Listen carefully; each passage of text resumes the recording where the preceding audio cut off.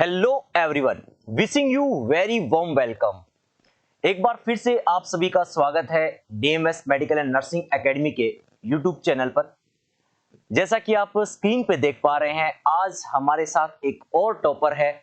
North set के अंदर हम जिस प्रकार से आगे बढ़ते जा रहे हैं, जिस तरीके से सिलेक्शन लेते जा रहे हैं, उसी कड़ी में आज हमारे साथ है एक और टॉपर नीतू यादव। नीतू, आपका स्वागत है। Thank you sir. तो आप सेलेक्टेड हैं नॉर्थ सेट के अंदर और आपकी रैंक रही है all India rank 903। Agree? Yes. तो कैसा लग रहा है आपको? अच्छा लग रहा है। तो आपने जो ये सफलता हासिल करी है, इसके लिए सबसे पहले डीएमएस परिवार की तरफ से आपको बहुत बहुत बधाई। ये मोमेंटो दे करके आप इसे हमेशा अपने साथ रखें और डीएमएस की यादें बरकरार रखें। तो हमारे बच्चे जो हैं जानना चाहेंगे कि डीएमएस में जब आपने एडमिशन लिया, उसके बाद आपकी क्या स्ट्रेटेजी रही, क्या प्लान रहा। बहुत सारे बच्चे जानना भी चाहते होते हैं कि सर सिलेक्शन जब हो जाता है तो उसके पीछे क्या क्या आपने स्ट्रेटेजी लगाई होगी। तो सबसे पहले इंट्रोडक्शन से शुरुआत करते हैं। नीतू, आप अपने बारे में बताएं एक बार बच्चों को। मेरा नाम नीतू है। मैंने nursing Birla college of nursing Pilani से किया है। 2020 में पास आउट हुई थी मैं। फिर उसके बाद मैंने डीएमएमएस ज्वाइन किया पास आउट करने के बाद यहाँ पे 2020 में। फिर उसके बाद कोविड आ गया था, तो कोविड के बाद फिर मैंने ऑनलाइन स्टार्ट किया, बट ऑनलाइन भी डीएमएमएस से ही स्टार्ट किया था। फिर दोबारा से ऑफलाइन हुआ, तो फिर ऑफलाइन फिर मैंने दोबारा से डीएमएमएस ही ज्वाइन किया था स्टार्टिंग से। ओके, तो आपने बिट्स पिलानी से स्टडी करी है? नहीं, बिरला नर्सिंग कॉलेज अलग है, बिट्स अलग। अच्छा, बिट्स अलग है। ओके, तो आपने बिरला से नर्सिंग कॉलेज Yes. किया है और उसके बाद आपने 2020 के अंदर आपने यहाँ एडमिशन लिया था डीएमएस में। Yes, sir. Online plus offline दोनों था आपके Yes, पास? sir. Much better. तो आपका क्या स्ट्रेटेजी प्लान रहा? स्टार्ट में जब आए थे तब आपके पास क्या नॉलेज कितना था और यहाँ आने के बाद आपने क्या फर्क महसूस किया? कॉलेज लेवल और कंपटीशन लेवल दोनों एक डिफरेंट हो जाते हैं, तो बट ये था स्टार्टिंग से थ्योरी कॉलेज टाइम से ही अच्छी थी मेरी। बहुत बढ़िया। और फिर यहाँ पे आके मुझे पता चला था कि कंपटीशन के लिए कैसे क्या प्रिपेयर करना है, क्या कंटेंट चाहिएगा। तो यहाँ पे धीरे धीरे आके फिर मैंने वो स्टार्टिंग में स्टार्ट किया। फिर कोविड आ गया तो घर पे चले गए थे, फिर लेकिन ऑनलाइन स्टार्ट किया मैंने। ऑनलाइन से ये था कि एक आइडिया हो गया था कि ये सिलेबस हमारा होता है, फिर उसके बाद कैसे कैसे क्वेश्चंस आएंगे, तो ऑनलाइन से थोड़ा आइडिया हो गया। फिर मैंने यहाँ पे आके फिर से ऑफलाइन स्टार्ट किया 21 में। बहुत बढ़िया। तो यहाँ आने के बाद आपने कितने घंटे पढ़ाई करना स्टार्ट किया?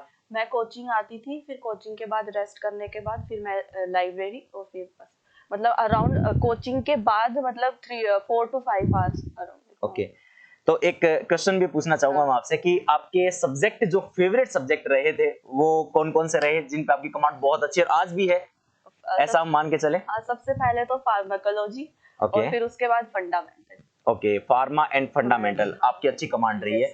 बहुत बढ़िया। तो डीएमएस की फैकल्टी जो है यहाँ पे, उनसे कुछ सहयोग मिला कुछ? क्योंकि बहुत सारी फैकल्टीज होती है जो बच्चों के कांटेक्ट में भी रहते हैं ताकि क्या है कि बच्चे अपने हिसाब से मोटिवेट होते रहे, उनसे कुछ सजेशन ले सके। तो अच्छा लगता था उस टाइम पे? सर अच्छा लगता था, मतलब कि और मतलब टीचर्स के साथ कम्युनिकेशन भी अच्छा था, हमेशा से ही अच्छा रहा था। कोई भी डाउट होता किसी भी, मतलब ऐसा भी नहीं था कि अदर सब्जेक्ट का पूछ रहे तो कोई प्रॉब्लम नहीं थी। किसी भी टीचर से किसी भी सब्जेक्ट के क्वेश्चन जो भी डाउट होते थे वो आराम से इजीली सॉल्व करवाते थे, ऐसा नहीं था।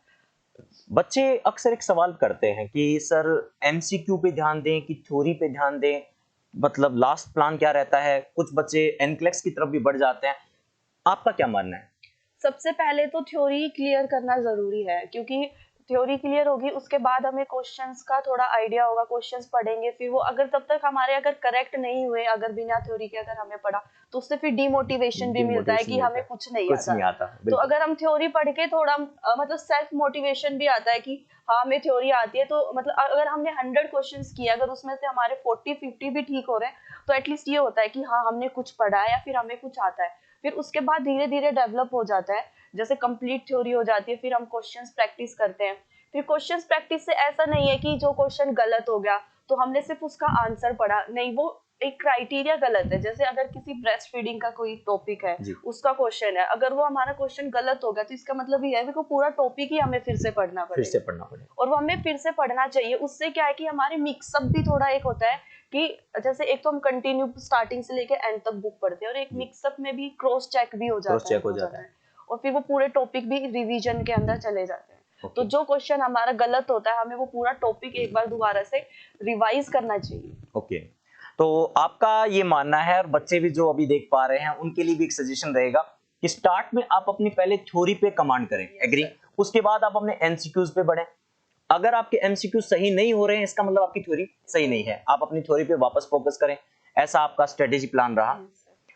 जब एक सवाल और है आपसे, जब आपको पहली बार पता लगा कि भाई आपने सिलेक्ट हो गए हैं, उस टाइम आप क्या कहाँ थे, मतलब उस टाइम अपने घर पे थे या फिर क्या था? मैं यहीं पे थी, जयपुर में ही थी, तब भी मैंने कोचिंग ओके। की थी। उसके टाइम पे मेरा अच्छा, रिजल्ट आया था। आप उस टाइम कोचिंग कर ही रहे थे? यस सर, कंप्लीट नहीं हुआ था हमारा मच बेटर। सिलेबस, तो उस टाइम पे मैं कोचिंग कर ही रही थी। हाँ, पर ये था कि एक होता है ना, हम अपने आप से कुछ ज्यादा ही एक्सपेक्टेशंस ऐसा कुछ रखते हैं। हाँ, बट ठीक था, सिलेक्शन हो गया, ठीक है। बट उस टाइम पे यही डाउट था कि ज्वाइन करना है नहीं करना है, नहीं क्योंकि करना। मुझे फर्स्ट मैंने नॉर्थ जब दिया 21 में, तो मुझे एम्स पटना अलॉट हुआ था। ओके। तो वो काफी दूर था, तो ये डाउट था। लेकिन फिर काफी टीचर सीनियर से पूछा, तो उन्होंने बोला कोई नहीं, एक बार ज्वाइन तो कर लो, ज्वाइन फिर कर। हो जाएगा।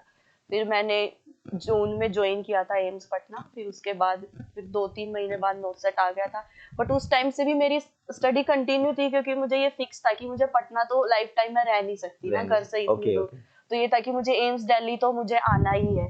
तो फिर वो कंटिन्यूटी मेरी तब से ही थी। नोटसेट के एग्जाम रिजल्ट आया, क्योंकि रैंक उस टाइम पे अच्छी नहीं थी। बस ये था कि रैंक तो इम्प्रूव करनी है, क्योंकि अगर अब सिलेक्शन हुआ है तो इट मीन्स कुछ तो है। तो जी इसकी जी, वजह से नेक्स्ट टाइम से भी हो जाएगा, लेकिन रैंक उसके लिए इम्प्रूव करनी इम्प्रूव पड़ेगी। करनी तो पड़ेगी। फिर मैंने रैंक को इम्प्रूव करने के लिए फिर उसके अंदर किया।